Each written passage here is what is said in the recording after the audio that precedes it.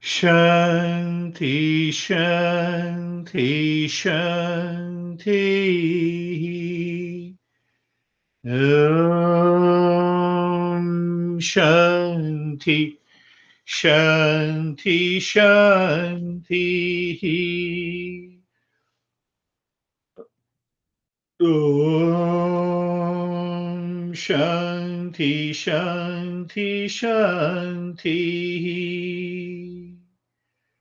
Bring your mind on the right hand. Bring your mind on the left hand. Lift your both the palms. Place it on your eyes. Open the eyes inside. Know your experiences. Bring the hands down. We'll share our experiences and followed by any question that you have.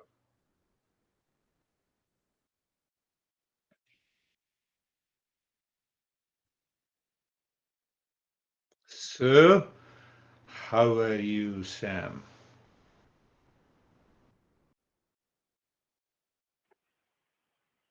I'm good. I describe this one as having more timelessness than usual. So just it seemed like it happened very quickly. That's I was, beautiful. so thoughtless and all of that stuff. I was, not worried about anything outside. And by the time, I realized that we were in the meditation, you were already taking us out. So And today we did 7 or 8 minutes longer than the usual. That's a beautiful way to put it, and that's a deeper experience. And if you see that knowledge must translate into realization by practice, but the very practice must have a clarity of the knowledge. So the knowledge and the practice goes together. Now, what happens at the intellectual level? We know that time is one continuity, and still the mind divides the time. So now see that, check, the mind has entered into the state of timelessness. Then it says, oh, it was almost 35, 37 minutes of the practice. Oh, it happened just in no time. Can I live into that state? I'm answering Daniel. How are you, Daniel? I'm good, thank you. So for me today was a very quiet, but also kind of deeper, and I also lost of feeling or understanding what is going on. Good. And for me, it was like very, very short, and I was surprised that we are almost at the end. Then that's really good. That's a similar experience of timelessness. Yep. Yep. Can we live into that state 24 by 7? Answer is yes. If I can live even for a moment, and if you have lived for 37 minutes in that state, we can live 24 by 7. And if we live 24 by 7, the mind leaves all the garbage behind.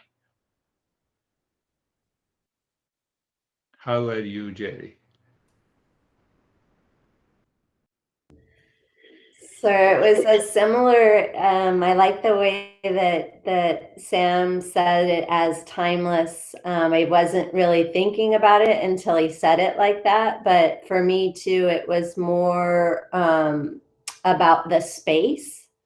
So That's I think so the stages weren't really. I wasn't at all. I was only focused on the space throughout the meditation. So it was really interesting. And very that, good. Yeah, yeah, continue. no, go ahead. That it was just really about the space. I didn't, the transitions through the meditation weren't really relevant for me. You see, Jerry, and all of my friends, for mine, the space is objective.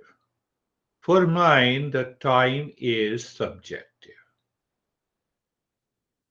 So after understanding that, some people like Jerry goes into the infinite space, all pervading space, and including also Sangeeta. But others, the mind picks up the subjective time. You pick up anything, doesn't matter. Question is, are you going deeper? So you find the spacelessness, totally space, infinite space. So where is the time? It is also timelessness. When there is a timelessness, it is all one space. So they are mutually uh, inclusive. That is what we have to understand. So, how are you, Sangeeta? Sir पहले तो जब मंत्र उच्चारण है उस time तो वो body में वाइब्रेशंस बड़ी अच्छी वाली फीलिंग हो रही थी। फिर बाद में ऐसे लग रहा है जैसे एक शील्ड है जो प्रोटेक्ट कर रही है। That's another beautiful. Sangeeta, I know she's quite emotional. And when you are emotional, so what she says in her experience, in the beginning, she felt the vibrations because of mantra practices. Later on, she felt that someone is protecting you like a big shield. So that is a journey of meditation through emotion, through feeling. That's a typical. So even when you are doing one meditation, you may reveal that emotional nature as if you are being 100% protected. When you are protected, when you live in the auspicious moment, that is what you get. You see that? See, it works in a different way. So when you are in that moment of auspiciousness, protection is natural. You never think of the fear and the anxiety and the reaction. Yes, Sergey, how are you? Very quiet. I felt like a pressure in the sides of my head and no thoughts almost at all. Maybe like 2 or 3 for all that period of time. And it's quite blind. Quite wonderful.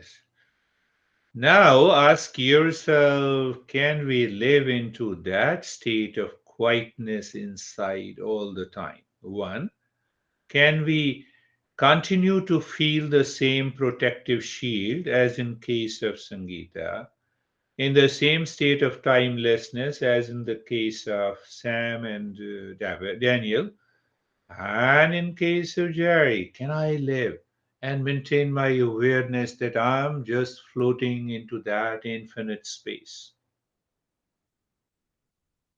It is going to change the mind.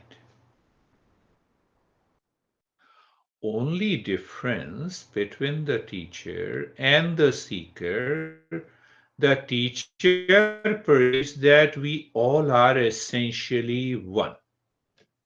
That is how the teacher perceives. So the teacher never answers your question. Teacher always answers you because you are the most important. But from the seeker's point of view, what is there? The seeker perceives the teacher is different from me. Teacher knows much more than me. That is your ignorance.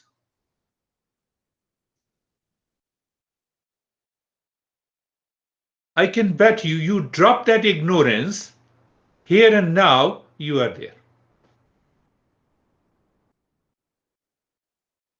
The way that African beautiful girl, when the African guy returned and he told you all are crazy, you see, this is the fact.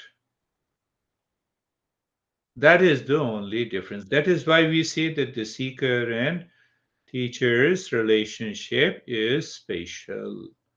The more your mind in ignorance says that I am different than you, the more the teacher comes with the principles, explains you, and says, no, you are already there. And that is how the journey continues.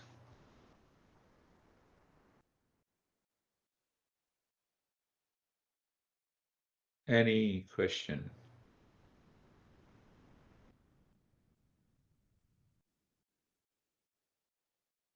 That is all for today. Thank you. We'll meet on